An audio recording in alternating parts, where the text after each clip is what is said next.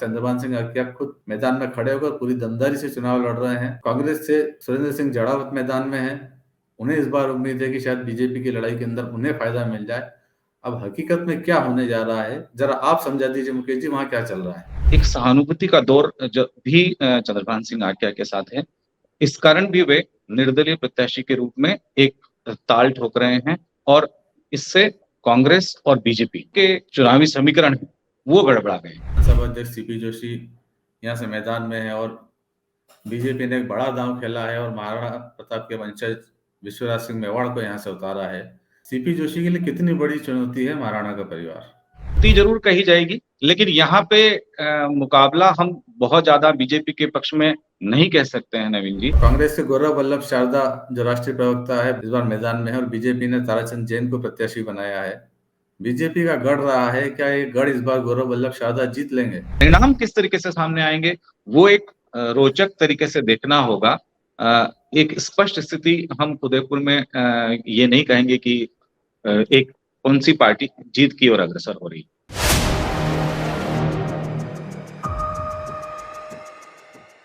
नमस्कार, मैं नवीन जायसवाल, 4 PM राजस्थान में आपका स्वागत है। हम 4 PM के दर्शकों को लगातार बताते चल रहे हैं कि राजस्थान के अलग अलग संभागों में सीटों के क्या हाल है, क्या समीकरण है, वहां पर कौन कितना हावी है। हम लगभग सारे संभागों की बात कर चुके हैं। उदयपुर संभाग बचा था जिसके पर हमारा ये वीडियो है। आज उदयपुर संभाग की बात करेंगे। प्रदेश के अंदर सत्ता की चाबी माना जाता रहा है कि जिसने मेवाड़ जीता वो राजस्थान जीतता है। ये परंपरा रही है। हालांकि पिछली बार ये परंपरा कुछ टूटी थी जब पूर्वी राजस्थान में कांग्रेस को जबरदस्त सफलता मिली थी और उसके कारण से वो सत्ता में आई थी। इस बार फिर मेवाड़ के अंदर कुछ ऐसा ही सीन बनता दिख रहा है। जो कैरेक्टर रहा है उससे शायद इस बार वहां पर भी बड़े उलटफेर होंगे। बड़े बड़े नाम मैदान में है। वहां पर सीपी जोशी लड़ रहे हैं तो उनके सामने विश्वराज सिंह मेवाड़ा है। कन्हैया हत्याकांड की बड़ी गूंज है। प्रधानमंत्री नरेंद्र मोदी है, बीजेपी हर सभा के अंदर उनको मुद्दा बनाने की कोशिश करती रही है। चित्तौड़गढ़ जो प्रदेश अध्यक्ष सीपी जोशी का गृहनगर है, वहां पर जो बगावत के हालात है, वहां बीजेपी की बहुत बुरी हालत है। बड़ी चर्चित सीट है। इसके अलावा आदिवासी अंचल के अंदर बीएपी का भी असर नजर आ रहा है। तो क्या है पूरे संभाग के समीकरण? एक एक जिले की कुल 28 सीटें हैं। हर जिले की हर सीट पर हम बात करेंगे और इस पर बातचीत करने के लिए, लोकल समीकरण को समझने के लिए मेरे साथ जुड़े हुए हैं वरिष्ठ पत्रकार मुकेश मुंद्रा। मुकेश जी, स्वागत है आपका। मुकेश जी, स्वागत है। 2 हमारे दशकों से सभी 4 PM के सभी दर्शकों को भी नमस्कार और आपको भी धन्यवाद। मुकेश जी करीब 2 दशकों से पत्रकारिता में सक्रिय हैं। चित्तौड़गढ़, उदयपुर से लेकर पूरे मेवाड़ की राजनीति में वो कवर करते रहे हैं और अच्छे से समझते हैं। मुकेश जी, बात हम उदयपुर संभाग की कर रहे हैं, मगर सबसे ज्यादा हॉट जो जिला बना हुआ है वो आपका चित्तौड़गढ़ ही है। और चित्तौड़गढ़ की शायद सारी सीटों पे इस बार समीकरण कुछ बदले हुए नजर आ रहे हैं। चित्तौड़गढ़ शहर की सीट से ही बात करते हैं, जहां मैं थोड़ा सा बैकग्राउंड बता देता हूँ। बीजेपी से नरपत सिंह राजवी है, जिनका टिकट विद्याधर नगर से कटा था। जयपुर से दिया कुमारी को टिकट दिया गया था, तो नरपत सिंह राजवी को एडजस्ट करने के लिए चित्तौड़गढ़ भेज दिया गया। मगर चित्तौड़गढ़ भेजने के लिए उनको जो एडजस्ट किया तो बीजेपी में बड़ा बवाल खड़ा हो गया। चंद्रभान सिंह आज्ञा जो लगातार 2 बार यहाँ से जीतते रहे हैं, काफी सक्रिय रहे हैं क्षेत्र के अंदर, उनका टिकट काट दिया गया। चंद्रभान सिंह आज्ञा ने खुलकर आरोप लगाए बीजेपी के प्रदेश अध्यक्ष सीपी जोशी पर, जो चित्तौड़गढ़ से ही आते हैं, वहां से सांसद है। और उन्होंने कहा पुरानी राजनीतिक रंजिश के चलते सीपी जोशी ने उनका टिकट कटवा दिया। उसके बाद चंद्रभान सिंह आज्ञा खुद मैदान में खड़े होकर पूरी दमदारी से चुनाव लड़ रहे हैं। कांग्रेस से सुरेंद्र सिंह जड़ावत मैदान में है। उन्हें इस बार उम्मीद है कि शायद बीजेपी की लड़ाई के अंदर उन्हें फायदा मिल जाए। अब हकीकत में क्या होने जा रहा है वो जरा आप समझा दीजिए मुकेश जी, वहां क्या चल रहा है। देखिए नवीन जी, सबसे पहले तो मैं हमारे सभी दर्शकों से आग्रह करूंगा कि ये जो हमारी लोकतंत्र की आहुति है उसमें जरूर वोट देकर अपनी अपनी पूर्ण भागीदारी निभाएं और वोट जरूर करें। इसके बाद जहां तक बात आती है चित्तौड़गढ़, जो कि बहुत ही हॉट सीट मानी जाती है, भैरव सिंह जी के दामाद नरपत सिंह जी राजवी को एडजस्ट करने के लिए जिस तरीके से चित्तौड़गढ़ में उतारा गया है, साफ तौर पर इस बार बाहरी प्रत्याशी को अ, किसी भी तरीके से एक्सेप्ट नहीं करने का एक जनता का मानस जो है, उसके कारण ये जो विधानसभा सीट है, वो बहुत ही हॉट सीट बन गई है। जो बात आपने कही कि चंद्रभान सिंह आज्ञा क्योंकि 10 साल तक विधायक रहे हैं, उन्होंने अगर देखा जाए तो जो आम कार्यकर्ता, आम जनता, आम जो लोग हैं, उन सभी को साधा है और आज की तारीख में अगर ये कहा जाए जबकि हम चुनाव के कुछ 24 घंटे पहले हम इस तरीके की चर्चा जो हम कर रहे हैं, उसमें ये कहा जाए तो उन्होंने जिस तरीके से आम जन को साथ लेकर एक कड़ी चुनौती कांग्रेस के प्रत्याशी सुरेंद्र सिंह झाड़ावत और बीजेपी के प्रत्याशी नरपत सिंह राजवी को दी है। अब आम जनमानस का अगर देखा जाए, जो जो हम एक वोटों का समीकरण देखते हैं, करीब 2 लाख प्रत्याशी मैदान में यहाँ पे 2 लाख जो वोटर हैं, वो प्रत्याशियों को यहाँ पर चुनेंगे।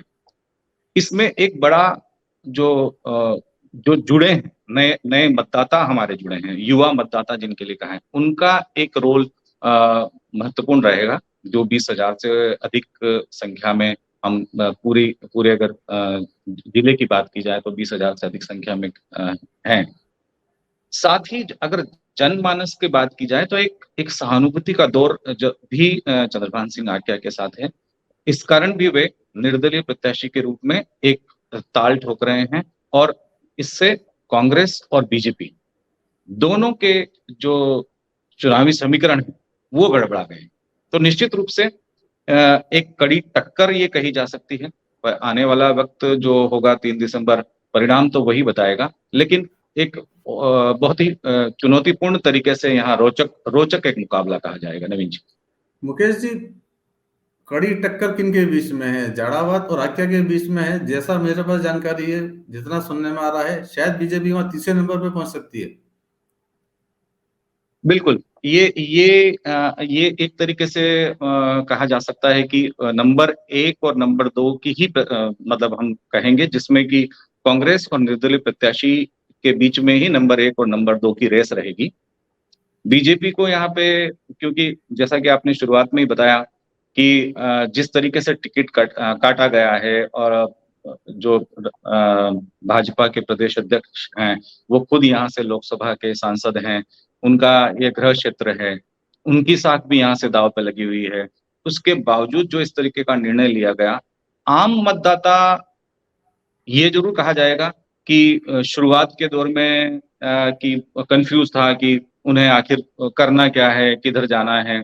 क्योंकि ये भी स्पष्ट हुआ है कि जिस तरीके से भाजपा से ही चंद्रमान सिंह आकिया निकले हैं, तो निश्चित रूप से भाजपा को उसका नुकसान होगा ही, लेकिन जो साथ में अगर आपने आपने जो कहा कि टिकट देने में अगर थोड़ी-सी सावधानी और बरती स्थानीय एक प्रत्याशी होता, तो मैं समझता हूँ कि भाजपा एक चुनौती देने की उस स्थिति में होती।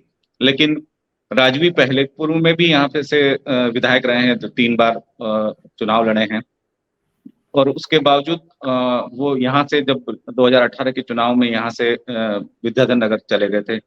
तो एक बाहरी प्रत्याशी होने का, उनके उपलब्ध होने का, उनके द्वारा जनता के किस तरीके से काम होंगे, वो सारे सवालात साफ तौर पे जनता के सामने खड़े हुए। उसी का कहीं ना कहीं उन्हें नुकसान पहुंचता दिख रहा है। दूसरी सीट बात बिल्कुल। करेंगे कपासन की, जो एससी की सुरक्षित सीट है, और बीजेपी के अर्जुन लाल जिनगर जो एमएलए हैं, मैदान में है। कांग्रेस के शंकर लाल बिरवा से मुकाबला है। कांग्रेस ने यहाँ पर टिकट चेंज किया है, और शायद आरएलपी के आनंदी राम जो कांग्रेस के बागी हैं, वो शायद कांग्रेस को नुकसान पहुंचाएंगे। पिछली बार भी आरएलपी ने यहाँ पर काफी अच्छे वोट लिए थे। इस बार क्या स्थिति बनती है?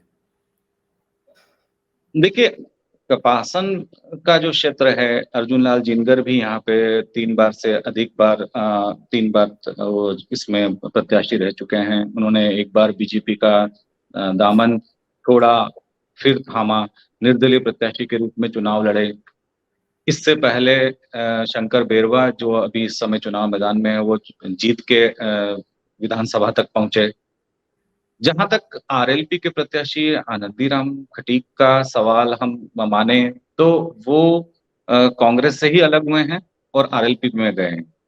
चूंकि ये रिजर्व सीट है, निश्चित रूप से कुछ वोटों का नुकसान दोनों तरफ की पार्टी को होगा। लेकिन आज की तारीख में ये कहा जाए कि पलड़ा किसका भारी है, तो वहां पर एक एंटी इनकम्बेंसी जैसा एक माहौल अगर हम माने विधायक के खिलाफ कह दीजिए, या जिस तरीके से है, या सरकार के साथ जाने की जो अगर बात की जाए, या फिर साथ में ये भी कहा जा सकता है कि जिस तरीके से 3 बार अब तक चुनाव लड़के 15 वर्षों से अधिक समय हो गया, कोई ऐसी बड़ी उपलब्धि कपासन क्षेत्र के लिए नवीन जी दिखी नहीं। जो बीजेपी के प्रत्याशी हैं उनकी ओर से कोई ऐसी बड़ी उपलब्धि कपासन क्षेत्र के लिए दिखी नहीं। तो यहाँ पर मुकाबला त्रिकोणीय नहीं कहा जाएगा। मैं सिर्फ बीजेपी और कांग्रेस के बीच में ही यहाँ पे मुकाबला है। और जहां तक अभी का सवाल है, इसमें अपनी स्पष्ट अच्छी छवि, क्योंकि शंकरलाल बेरवा बहुत एक आम आम आम इंसानों की तरह बहुत ही उस तरीके से उन्होंने चुनाव लड़ा है। और कभी मतलब एक रोचक बात यह है कि मुझे नहीं लगता कि उन्होंने अपने टिकट के लिए भी प्रयास किए होंगे। जिस तरीके से सारी जगहों पर टिकट को लेकर एक बहुत बड़ा वो हुआ, शुरू से ही उनका टिकट तय माना जा रहा था और वो निश्चित थे। तो यहाँ पर भी एक मुकाबला अगर देखा जाए तो बीजेपी और कांग्रेस के बीच में होगा। हाँ, आरएलपी के जो प्रत्याशी हैं, वो कुछ वोट काटेंगे, लेकिन उससे नुकसान दोनों ही पार्टी को होने की संभावना है।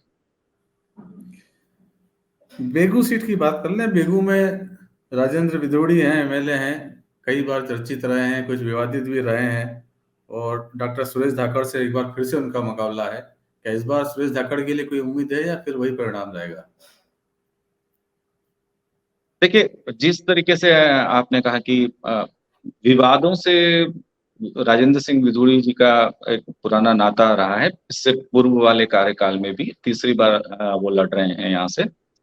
पहली बार जब वो पैराशूट प्रत्याशी के रूप में आए थे, मात्र 20 दिन के अंदर वो यहाँ पे आए और अपना जीत का परचम फहरा के चले गए।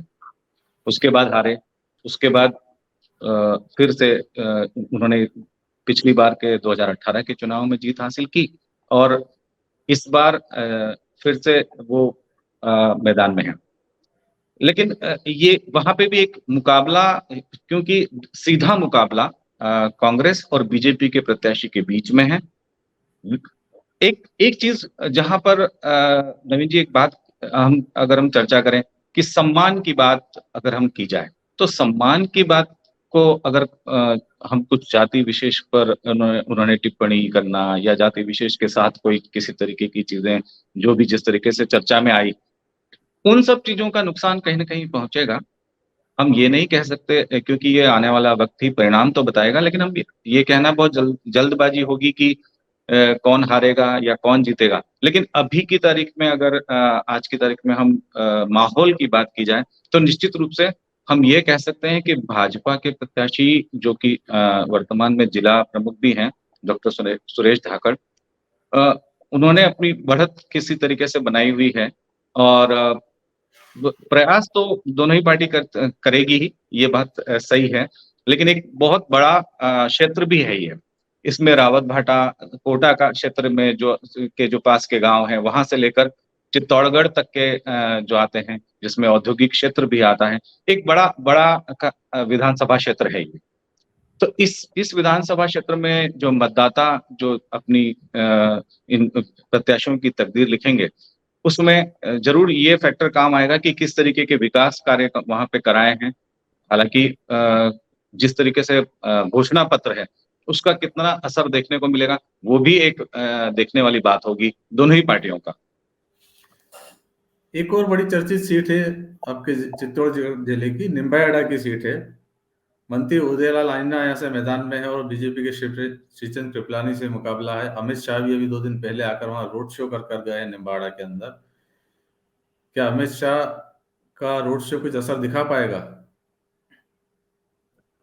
देखिए, अमित शाह के जहां तक रोड शो की सवाल है, मात्र 20 से 25 मिनट का रोड शो था। और उन्होंने प्रत्याशी के समर्थन में जो जो पूर्व में यूडीएच मंत्री भी रहे हैं, और श्रीचंद जी कृपलानी, उनके समर्थन में रोड शो किया।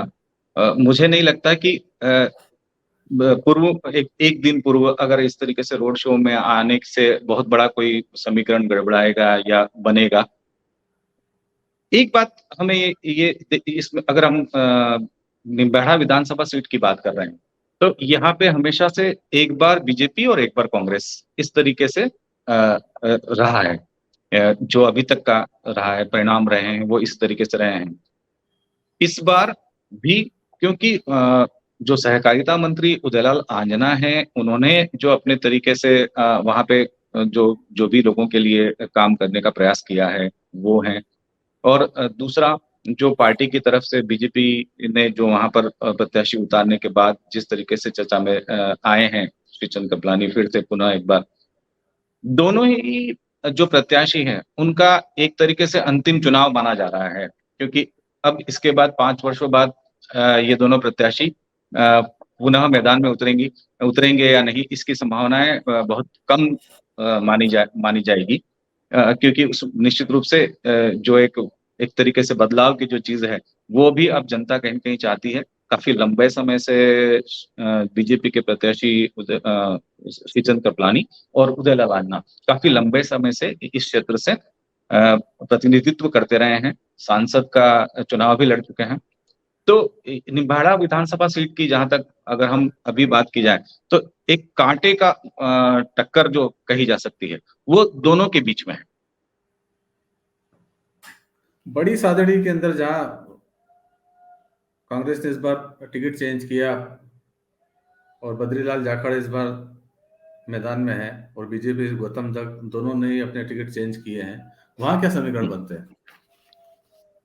देखिए, बद्रीलाल जाट जगपुरा जो चित्तौड़ से बिलोंग करते हैं, यहाँ पर डेयरी चेयरमैन रहे हैं, वो इस बार बड़ी सारी से प्रत्याशी हैं। उन्होंने हालाँकि उन्हें समय मुझे लगता है कि पार्टी का जो कम मिला है, मात्र 20-25 दिनों के अंदर ही ये सारे टिकट तय हो पाए और इस तरीके से जो तैयारी का एक समय है, वो थोड़ा कम मिला।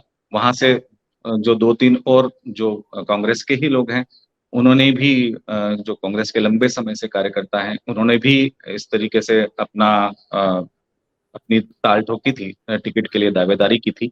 लेकिन अ, बद्रीलाल जगपुरा को यहाँ पे उन्हें मैदान में उतारा गया। जहाँ तक बीजेपी का सवाल है, गौतम दत्त पूर्व में भी विधायक रह चुके हैं, भाजपा के जिला अध्यक्ष रह चुके हैं। ललित ओसवाल जो इससे पूर्व में विधायक थे, उन्होंने इस शुरू से ही ये माना जा रहा था कि उन्हें इस बार चुनाव लड़ने में कोई रुचि नहीं है।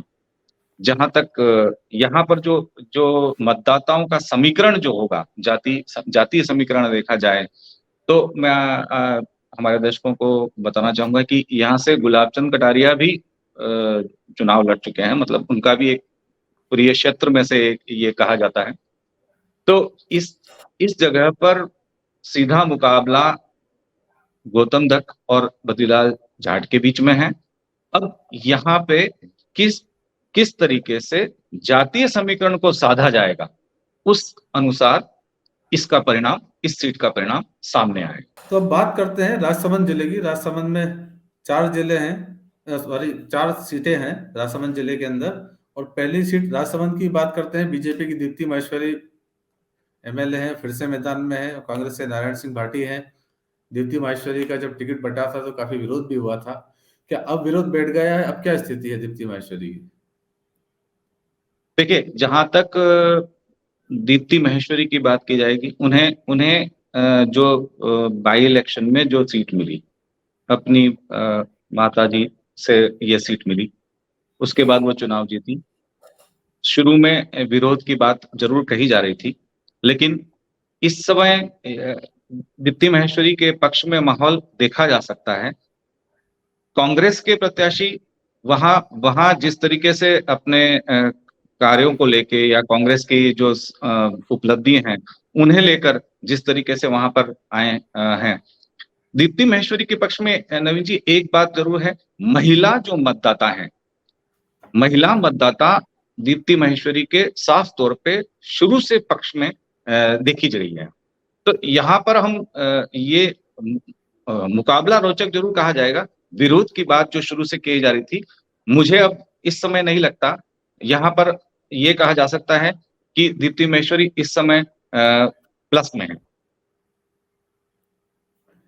नाथद्वारा जो सबसे हॉट सीट है पूरे मेवाड़ के अंदर, आज सबसे हॉट सीट यही कही जा सकती है। विधानसभा अध्यक्ष सीपी जोशी यहाँ से मैदान में है और बीजेपी ने एक बड़ा दांव खेला है और महाराणा प्रताप के वंशज विश्वराज सिंह मेवाड़ को यहाँ से उतारा है। सीपी जोशी के लिए कितनी बड़ी चुनौती है महाराणा का परिवार? देखिए, दिया कुमारी ने यहाँ से जब इसका एमपी का चुनाव लड़ा था, तो सांसद वो यहाँ से रही हैं, वो भी यहाँ से महाराज इसकी वंशज ही हैं, एक तरीके से जो राजघराने की वंशज कही जाएंगी। फिर इस बार फिर से राजघराने के मतलब वंशज को फिर प्रत्याशी बनाया गया। विश्वराज सिंह के साथ एक चीज ये कही जा सकती है कि वो उदयपुर से राजसमंद आए हैं, फिर चुनाव लड़ रहे हैं बीजेपी के पक्ष में। अभी उन्होंने कुछ दिन पहले ही बीजेपी को ज्वाइन किया है और उसके बाद वो यहाँ पे हैं। एक चुनौती जरूर कही जाएगी, लेकिन यहाँ पे मुकाबला हम बहुत ज्यादा बीजेपी के पक्ष में नहीं कह सकते हैं नवीन जी, क्योंकि जो जिस तरीके से सीपी जोशी शुरू से यहाँ पे प्रत्याशी रहे हैं, जीते आए हैं, उनके लिए एक बार एक वोट से भी हार जीत का एक बहुत बड़ा सवाल खड़ा हो गया था। तो ये चुनौतीपूर्ण जरूर कही जाएगी, लेकिन यहाँ पर कांग्रेस प्रत्याशी अभी भी मुझे मुझे जो लगता है वो ये है कि सीपी जोशी, क्योंकि उनकी उनकी साख भी इस बार दांव पे है। मुझे लगता है कि आगे का जो राजनीतिक कैरियर होगा वो भी काफी कुछ उनका इस पर प्रबल तरीके से सामने आएगा, डिपेंड करेगा। तो मुझे लगता है कि यहाँ पर जो बाहर से जो प्रत्याशी को एकदम से उतारा गया है वो इतनी जल्दी स्वीकार कर लिया जाए, ये थोड़ा सा मुझे लगता है कि मुश्किल लग रहा है। चलिए देखते हैं कि आपका बीजेपी का बड़ा दांव है, पर आपको जो आप बता रहे हैं उससे सबसे बीजेपी का दांव शायद वहां इतना प्रभावी नजर नहीं आ रहा है। कुंभलगढ़ सीट की बात करते हैं। कुंभलगढ़ में बीजेपी के सुरेंद्र सिंह राठौड़ एमएलए हैं, फिर से मैदान में है, और कांग्रेस से योगेंद्र सिंह परमार, कांग्रेस ने टिकट चेंज करके एक युवा को टिकट दिया है। क्या समीकरण यहाँ पर है? देखिए, काफी समय से सुरेंद्र सिंह राठौड़ यहाँ पे सक्रिय हैं बीजेपी में, और जिस तरीके से यहाँ पे चुनाव का जो टिकट कांग्रेस ने बदला है, उसके बाद यहाँ पर भी बाहरी प्रत्याशी का मामला सामने आया है, कुछ विरोध के स्वर भी सामने आए थे। लेकिन यहाँ पर मैं ये कहूंगा कि लंबे समय से सुरेंद्र सिंह राठौड़ यहाँ पे सक्रिय रहे हैं, और यहाँ पे माहौल जो कहा जाएगा वो बीजेपी के पक्ष में कहा जाएगा। चौथी सीट है, भीम की सीट है। सुदर्शन सिंह रावत कांग्रेस के एमएलए यहाँ से मैदान में है, और बीजेपी से हरीश सिंह रावत हैं। दोनों में एक बार फिर से मुकाबला हो रहा है। और यहाँ पर तो शायद बड़ी सभा भी किसी की हुई है, बड़े नेता, मुझे अभी शायद ध्यान नहीं आ रहा है, मोदी की या प्रधानमंत्री नरेंद्र मोदी की सभा शायद यहाँ हुई है, जो आखिरी सभा थी।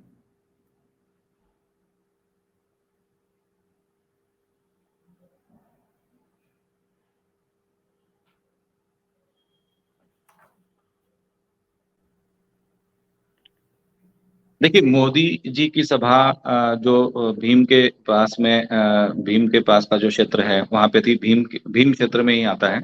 वहीं पे मोदी जी ने कल सभा की थी, और उस सभा में अच्छी खासी तादाद में जो भीड़ थी वो सामने आई थी। यहाँ पे मुकाबला जो दोनों विधायक हैं, पूर्व में रह चुके हैं, उन्हीं के बीच में है। और ये कहा जा सकता है कि यहाँ पे कांटे की टक्कर है, ये कहा जा सकता है। अब बात कर लेते हैं आपके मेन उदयपुर जिले की बात कर लेते हैं। 8 सीटें हैं यहाँ पर। गुलाबचंद कटारिया की लंबे समय तक यहाँ उपस्थिति रही है, लेकिन इस बार उनकी गैर मौजूदगी में चुनाव हो रहे हैं, कुछ तो असर डालेंगे। उदयपुर शहर की बात करते हैं सबसे पहले, जो गुलाबचंद कटारिया की सीट रही है। और कांग्रेस से गौरव वल्लभ शारदा, जो राष्ट्रीय प्रवक्ता है, बहुत अच्छे वक्ता हैं, डिबेट में हमने कई बार देखा है, इस बार मैदान में है। और बीजेपी ने ताराचंद जैन को प्रत्याशी बनाया है। बीजेपी का गढ़ रहा है, क्या ये गढ़ इस बार गौरव वल्लभ शारदा जीत लेंगे? देखिए, शुरुआत में अगर हम कहें तो गौरव वल्लभ को बाहरी प्रत्याशी माना गया, यहाँ के जो लोग हैं। उदयपुर की जो एक दिलचस्प बात मैं नवीन जी हमारे दर्शकों को और आपको बताऊं कि शुरू से यहाँ पर गुटबाजी जो है वो अपने चरम पर रही है, दोनों पार्टी में। क्यों? जैसा कि आपने कहा, पूर्व में जो वर्तमान जो महामहिम हैं गुलाब चंद जी कटारिया, वो यहाँ से रहे हैं, लंबे समय से विधायक रहे हैं, उनका बहुत लंबा कार्यकाल उन्होंने यहाँ से हुआ है।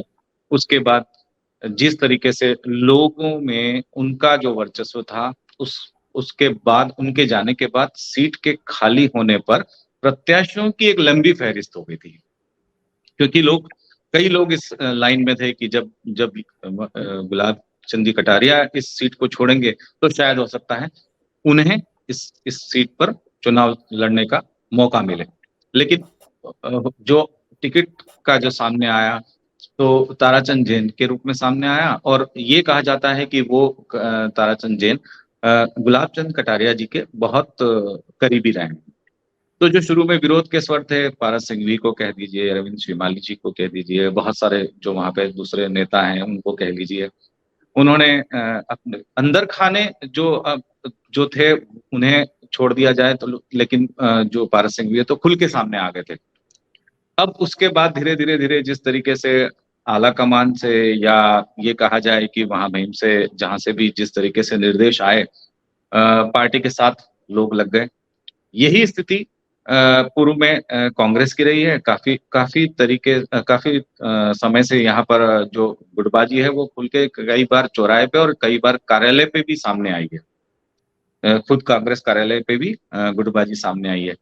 अब इस तरीके से जिस जिस तरीके से बाहरी प्रत्याशी को यहाँ पे उतारा गया है, शुरुआत में यही कहा जा रहा था कि वो एडजस्ट नहीं होंगे, लेकिन जो आपने कहा कि वो एक अच्छे वक्ता रहे हैं, प्रोफेसर रहे हैं, तो गौरव वल्लभ अपनी पूरी तरीके से यहाँ पर एक इमेज बनाने के साथ और एक अच्छे जो अब तक के बीजेपी के जो कार्यकाल है, चाहे वो गुलाब चंद जी कटारिया का हो या जो आसपास के फूलचंद मीणा जो है, उन्होंने ग्रामीण और दोनों क्षेत्रों की अगर हम बात कर ली जाए तो दोनों तरीके से जो उन्होंने कहा, तो उन्होंने एक अपने तरीके से, क्योंकि वो एक अच्छे वक्ता हैं, उन्होंने बहुत सारे कटाक्ष करते हुए बीजेपी को बीजेपी पे निशाना साधा है और अपने पक्ष में माहौल बनाने का एक अच्छा प्रयास किया है। तो ये हम इस स्थिति हम स्पष्ट नहीं कहेंगे उदयपुर के बारे में कि किस तरफ रहेंगी, लेकिन जो अंदर खाने की जो बात है, अंदर खाने जिस तरीके से किस तरीके से मतलब जिस तरीके से सामने आए हैं, परिणाम किस तरीके से सामने आएंगे वो एक रोचक तरीके से देखना होगा। एक स्पष्ट स्थिति हम उदयपुर में ये नहीं कहेंगे कि एक कौन सी पार्टी जीत की ओर अग्रसर हो रही है। चलिए, उधर उदयपुर की दूसरी सीट है, उदयपुर ग्रामीण की है, जो एसटी की रिजर्व सीट है। बीजेपी के फूल सिंह मीणा और कांग्रेस के विवेक कटारा, पिछली बार भी इन्हीं के बीच मुकाबला था और इस बार फिर है। बीएपी एक नई पार्टी यहाँ पर बन के एंट्री ली है, अमित खराड़ी यहाँ से मैदान में है। क्या कुछ बीएपी यहाँ समीकरण बिगाड़ सकती है? देखिए, जातीय समीकरण पे ही ये सीट निर्भर करती है। तीनों ही जो हैं वो इसी जो जातीय समीकरण के आधार पर ही यहाँ पर हार जीत का निर्णय होना है। लेकिन फूल सिंह मीणा यहाँ पर एक पक्ष में उनके पक्ष में शुरू से रुझान रहा है। वो ज्यादा विवादों में किस तरीके से नहीं देखने को सामने आया है। और विवेक कटारा पहले भी मैदान में रह चुके हैं, उनको परंपरागत तौर पर सीट मिली है, ये भी कहा जा सकता है। उनकी माताजी सज्जन कटारा यहाँ से विधायक के रूप में चुनाव लड़ चुकी हैं। तो मैं ये नहीं कहूंगा कि बीएपी का कोई प्रत्याशी बहुत ज्यादा इन इन इस चीज को प्रभावित करेगा, लेकिन जो क्षेत्र है, जिस तरीके से बीटीपी का जो बांसवाड़ा की तरफ रुझान अगर हम कहें, तो बीटीपी जिस तरीके से वहां पे है, वहां पर तो इस स्थिति वहां पर मैं ये कहूंगा कि भाजपा के पक्ष में ज्यादा नजर आती है। वनस्पतिस के युवा मतदाता वहां पर भी एक अपना बड़ा एक अहम भूमिका निभाएंगे। वहां पर किस तरीके से युवा, क्योंकि विवेक कटारा एक युवा प्रत्याशी हैं, वो विवेक कटारा किस तरीके से इनको युवा मतदाताओं को अपने पक्ष में करने में किस तरीके से संभव हो पाएगा, ये एक वक्त देखना पड़ेगा। लेकिन जो आज की स्थिति में कहा जाए तो ग्रामीण क्षेत्र की जो सीट है उसे अभी हम भाजपा की झोली में जाते देख सकते हैं। सलूमबर ये भी रिजर्व सीट है। बीजेपी के अमृतलाल मीणा जो एमएलए हैं वो फिर से मैदान में हैं, और कांग्रेस के रघुवीर मीणा जो बड़ा नाम रहे हैं, वर्किंग कमेटी के मेंबर भी रहे हैं, और रघुवीर मीणा को शायद इस बार जो जिला बनाया है आपका सलूमबर का, उसका भी श्रेय मिलने की उम्मीद है। क्या कुछ फायदा मिल पाएगा? देखिए, अमृतलाल पर जो भाजपा ने दाव लगाया है, इससे सीधे सीधे तौर पर, क्योंकि सांसद रहे हुए रघुवीर मीणा सांसद रहे थे, उसके बाद हारे, तो जिस तरीके से है साख जो दाव पर जो अगर मानेंगे तो हम रघुवीर मीणा की साख दाव पर मानेंगे। यहाँ पर भी एक बात और मैं जानकारी देना चाहूंगा कि वो और उनकी पत्नी दोनों यहाँ से चुनाव हार चुके हैं। उनकी पत्नी जो पूर्व में यहाँ से विधायक के रूप में प्रत्याशी रही हैं, वो हारी थी। तो यहाँ पर इतना आसान नहीं होगा, लेकिन हम ये भी नहीं कहेंगे कि मुकाबला चुनौतीपूर्ण नहीं है। निश्चित रूप से जो एक आपने एक इंगित किया कि जो सलूमबर को जिस तरीके से जिला बनाने की जो बात है, उसको रघुवीर मीणा पूरी तरीके से उन्हें उसको भुनाने की कोशिश में लगे हुए हैं। सरकार की जो दूसरी कांग्रेस सरकार की जो योजनाएं हैं उन्हें लेकर भी वो मैदान में हैं, वो पर भी उन्होंने जो मतदाता हैं उनको रिझाने का पूरा तरीके से एक प्रयास किया है। लेकिन अमृतलाल मीणा जहां तक कहा जा सकता है, उनका जनाधार, उनका जो उनके साथ जो लोग हैं वो पार्टी के साथ साथ विधायक के साथ भी हैं। तो यहाँ पर एक रोचक मुकाबला कहा जाएगा। नवीन जी, खेरवाड़ा के अंदर कांग्रेस के दयाराम परमार एमएलए वरिष्ठ हैं, और इस बार फिर से मैदान में नानालाल आहारी बीजेपी से उनका मुकाबला है। यहाँ भी रिपीट मुकाबला मुझे लगता है। जितने भी मुकाबले उदयपुर के अंदर हो रहे हैं, भले उदयपुर की बात शहर की छोड़ दें तो सारी सीटों पर वही रिपीट पुराने ही प्रत्याशी मैदान में है। खेरवाड़ा में भी यही नजर आ रहा है। तो और बीएपी जरूर इस बार नई है, विनोद कुमार मीणा वहां से किस्मत आजमा रहे हैं। रिजल्ट नया रहेगा, रिजल्ट भी वही पुराना रहेगा। देखिए, दयाराम परमार कई बार यहाँ पे पुराने नेता हैं, और जिस तरीके से जो आपने कहा है, मुझे मुझे नहीं लगता है कि इसमें रिजल्ट में बहुत ज्यादा कोई फेर बदलाव होने वाला है। क्योंकि एक एक जो मैंने आपने इसमें जो जिक्र किया, बीएपी की जिस तरीके से जो पार्टी है, वो पार्टी किस तरीके से इन दोनों पार्टी के जो प्रत्याशी हैं उनको नुकसान कितना, वोटों का नुकसान कितना पहुंचाएगी, वो एक बड़ा रहेगा। परिणाम ज्यादा बदलाव की संभावनाएं मुझे नहीं लगती है। झाड़ोल की सीट है, एमएलए बाबूलाल खराड़ी बीजेपी के मैदान में है, और कांग्रेस के हीरालाल दरांगी। यहाँ पर जरूर कांग्रेस ने टिकट चेंज किया है। यहाँ क्या स्थिति बन रही है अभी?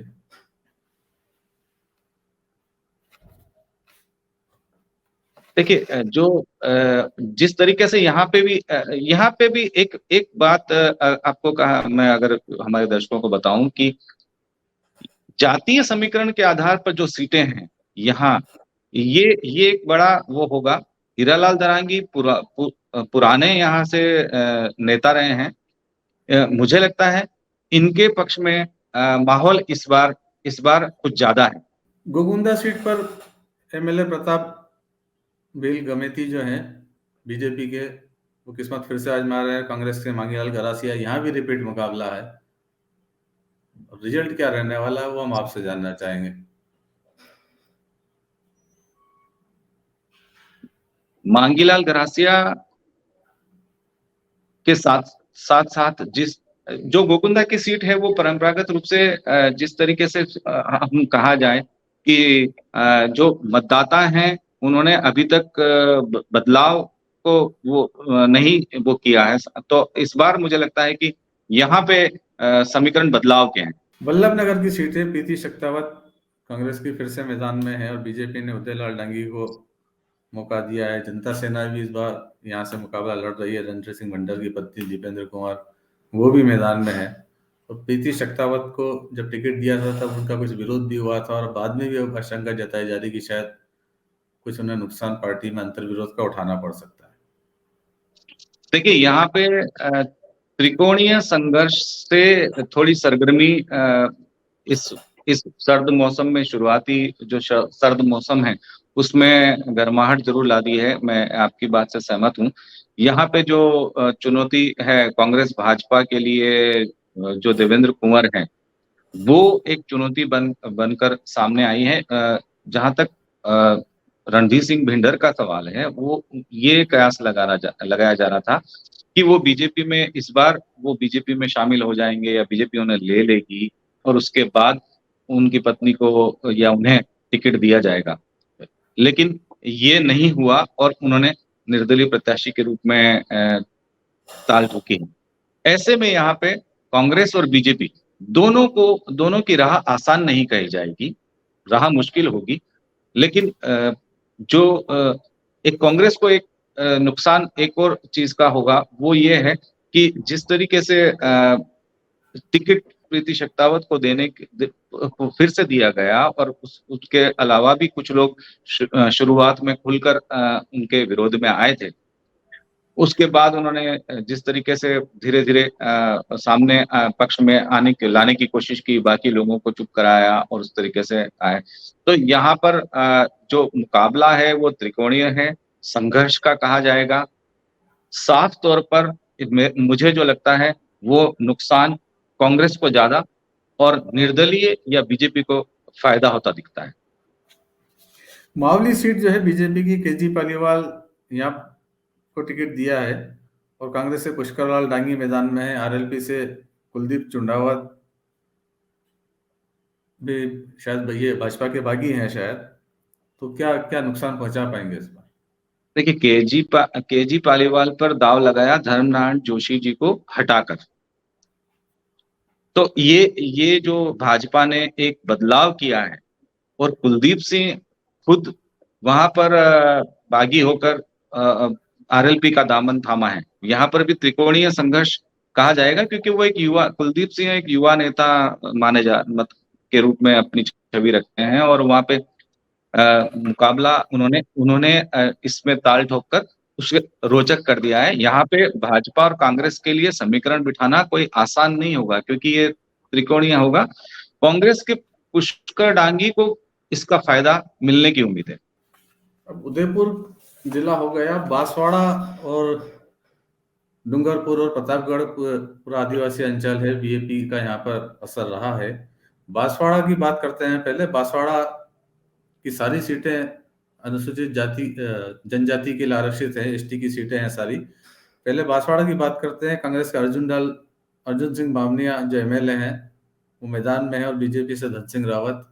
क्या समीकरण है यहाँ पर? देखिए पुरानी बात अगर कही जाए तो ये गढ़ पूर्व में जनता सेना का माना जाता था। उसके बाद शिवचरण माथुर ने जिस तरीके से यहाँ पर कांग्रेस को एक तरीके से जमीन दी, उसके बाद वो मुख्यमंत्री के रूप में रहे हैं। और धन सिंह रावत और अर्जुन बामनिया दोनों जो मैदान में हैं, उसमें भाजपा के ने पूर्व सांसद जो हैं नीनामा, उन पर दाव खेला है। धन सिंह रावत आदि और रहे हैं और यहाँ पर एक आदिवासी पार्टी जो हम कहें अशोक नीनामा को भी यहाँ पे उम्मीदवार बनाया गया है। तो यहाँ हम साफ तौर पे अगर देखा जाए तो जो लगता है कि भाजपा के जो पूर्व सांसद हैं मानशंकर नीनामा, उनकी जो साख है वो दाव पे रहेगी। पूर्व संसदीय सचिव नानालाल यहाँ पे कांग्रेस के प्रत्याशी हैं, उन्हें पक्ष में इस समय जो कहा जा सकता है जनता उनके पक्ष में कही जा सकती है। गढ़ी में बीजेपी के कैलाश चंद मीणा एमएलए जो है फिर से मैदान में है, और कांग्रेस से शंकरलाल चरपोटा है, बीएपी के माणीलाल गरासिया।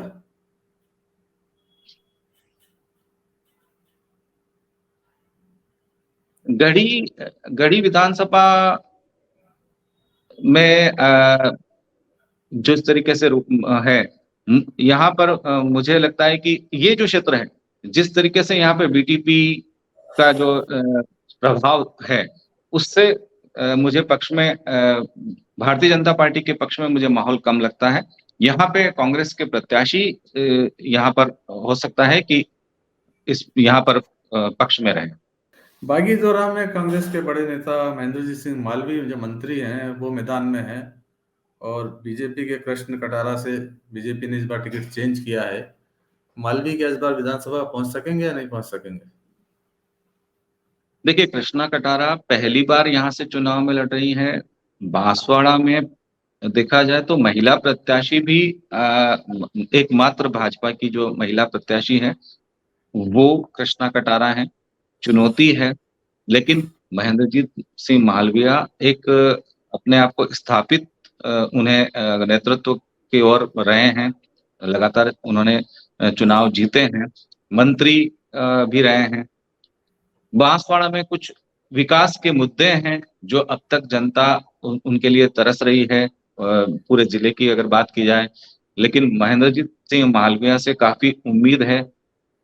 चुनौती, जैसा कि मैंने कहा कि पहली बार महिला प्रत्याशी को उतारा है, तो ये देखना होगा कि किस तरीके से जनता एक महिला प्रत्याशी को स्वीकार करती है। कुशलगढ़ में कांग्रेस की रमीला खड़िया जो निर्दलीय एमएलए थी, इस बार कांग्रेस ने उन्हें टिकट दिया है। बीजेपी की भीमाबाई से मुकाबला है। मुकाबला फिर से वही रिपीट वाला है, दोनों प्रत्याशी पहले भी किस्मत आजमा चुके हैं। इस बार क्या समीकरण बनते हैं वहां पर? ये मुझे लगता है कि कुशलगढ़ की सीट में भीमा भाई का अच्छा खासा इस समय जो देखा जाए पक्ष में माहौल है, और वहां इस जो सीट पर साफ तौर पे एक रोचक मुकाबला तो है, लेकिन यही कहा जाएगा कि दोनों प्रत्याशी पूर्व में भी अपनी भाग्य आजमा चुके हैं, तो बीजेपी के पक्ष में यहाँ पर माहौल जाता हुआ दिख रहा है। प्रतापगढ़ जिले की बात कर लेते हैं। प्रतापगढ़ में 2 सीटें हैं, प्रतापगढ़ और धरियावत। यहाँ भी दोनों सीटें अनुसूचित जनजाति के लिए रिजर्व हैं, और प्रतापगढ़ की जो सीट है उसे कांग्रेस के रामलाल मीणा जो एमएलए हैं फिर से मैदान में है। बीजेपी से हेमंत मीणा है।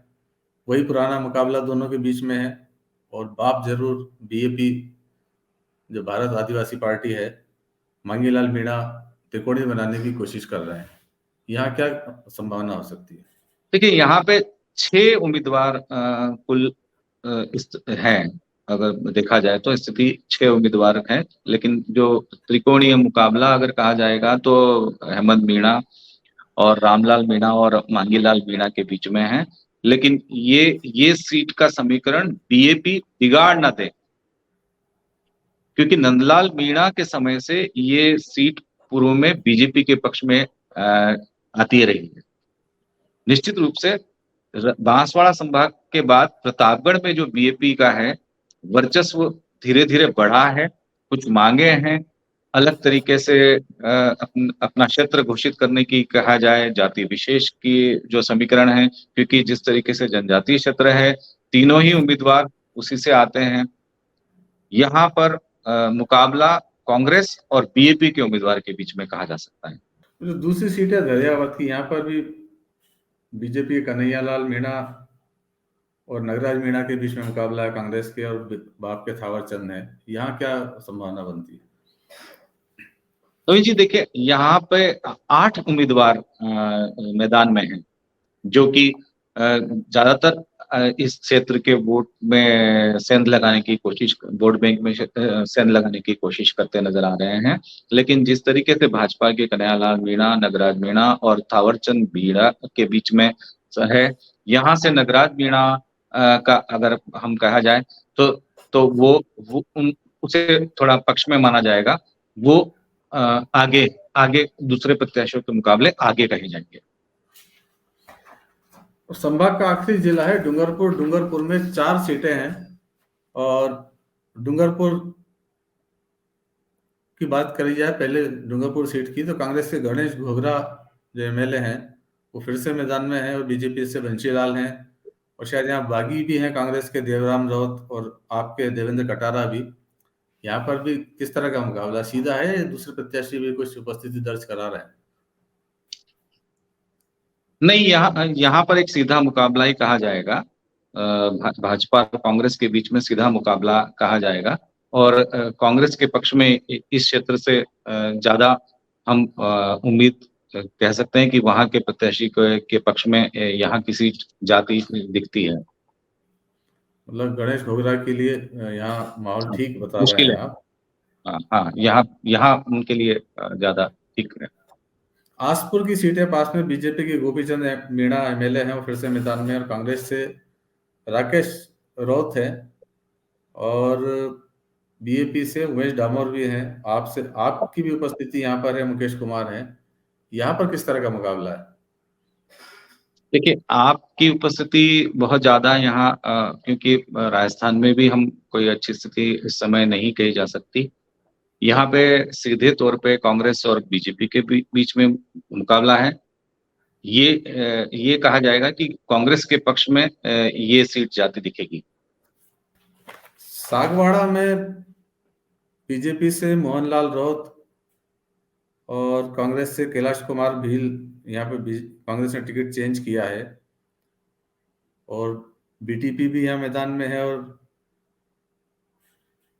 पिछली बार माफ कीजिए बीएपी से मोहनलाल रौत है जो चुनाव मैदान में है। यहाँ पर क्या स्थिति है इस बार? देखिए, यहाँ त्रिकोणीय संघर्ष कहा जाएगा, भाजपा, बीएपी और कांग्रेस के बीच में। और यहाँ अप्रत्याशित रूप से परिणाम आने की जो संभावना है वो अधिक लग रही है। जिस तरीके से बांसवाड़ा क्षेत्र में धीरे धीरे बीएपी अपनी जमीन को तलाश रही है, अपनी नींव मजबूत कर रही है, यहाँ पर निर्दलीय रूप से या हम ये कहेंगे कि बीएपी जो सामने है, वो प्रत्याशी अगर कहीं बाजी मार जाए तो अतिशयोक्ति नहीं होगी, क्योंकि बीजेपी और कांग्रेस को किसी न किसी तरीके से यहाँ पर नुकसान पहुंचता दिखता है। आखिरी सीट है 84 की, राजकुमार रौत पिछली बार बीटीपी से जीते थे, इस बार फिर से मैदान में है वो, और कांग्रेस से ताराचंद भगोरा पूर्व सांसद, ये भी बड़ा नाम है, और बीजेपी से सुशील कटारा।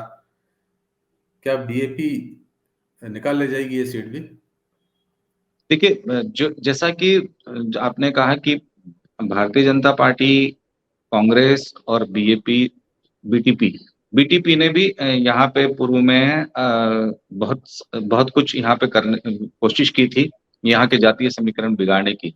लेकिन जो ताराचंद हैं, उनके पक्ष में यहाँ पर इस बार अगर हम कहें तो ये कहा जा सकता है कि बीजेपी इसमें इसमें प्लस में जाती दिखती है।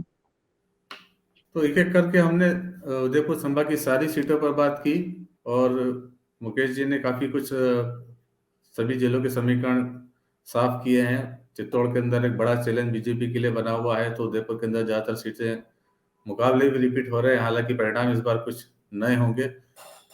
4PM राजस्थान से बात करने के लिए मुकेश जी आपका बहुत बहुत धन्यवाद। बहुत बहुत धन्यवाद।